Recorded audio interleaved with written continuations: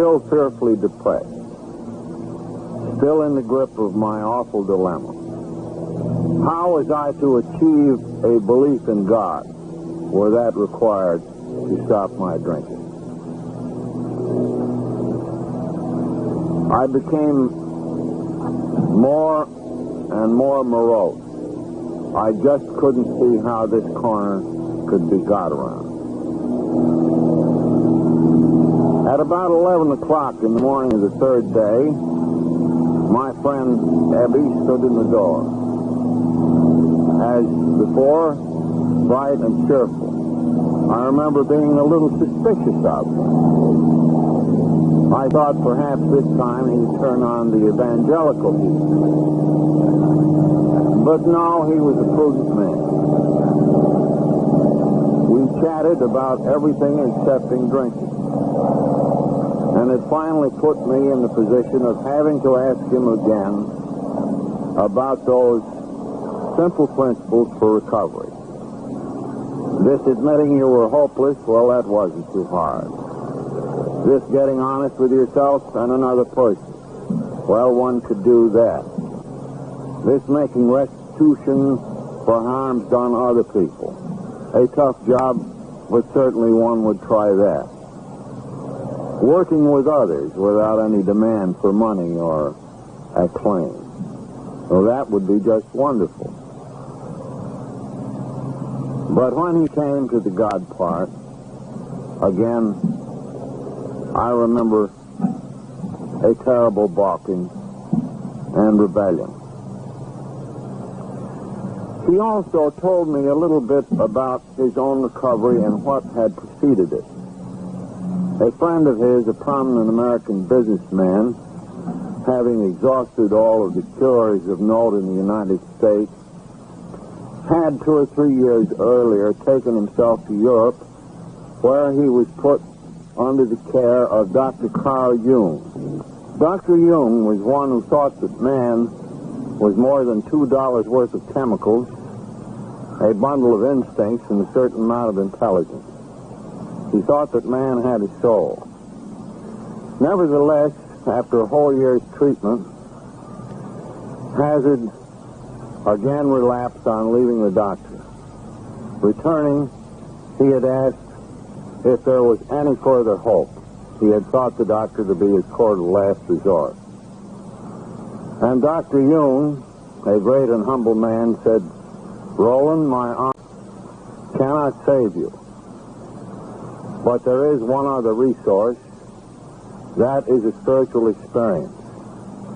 Something that will transform you, expel this compulsion, and enable you to do what you couldn't do before." So Hazard had brought this message to Ebby.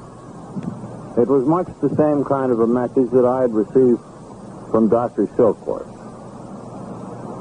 I was hopeless so far as my own resources were concerned, and this message coming to me through this new channel intensified my depression. Now again, I must make the point that on his second visit, Ebby made no attempt to evangelize me. He just stuck to his own story, and then when this was finished, he took his departure.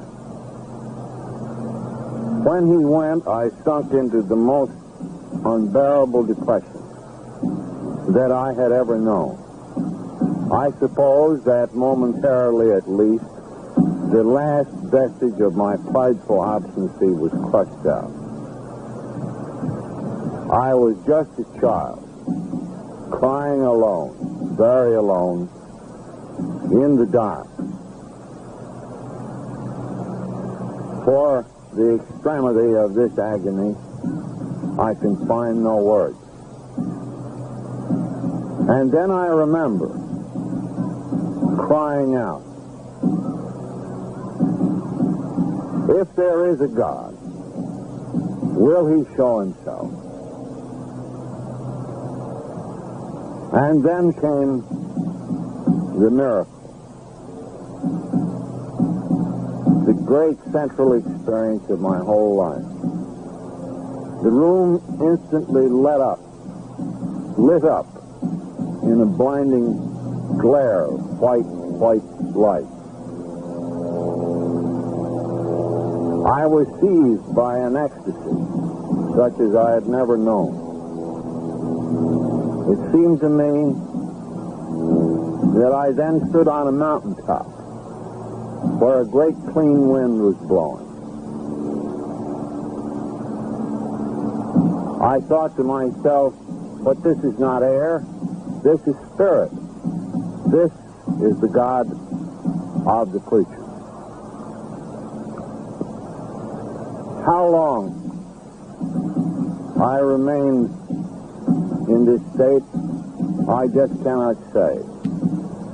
And again, I have no words to describe what it was like.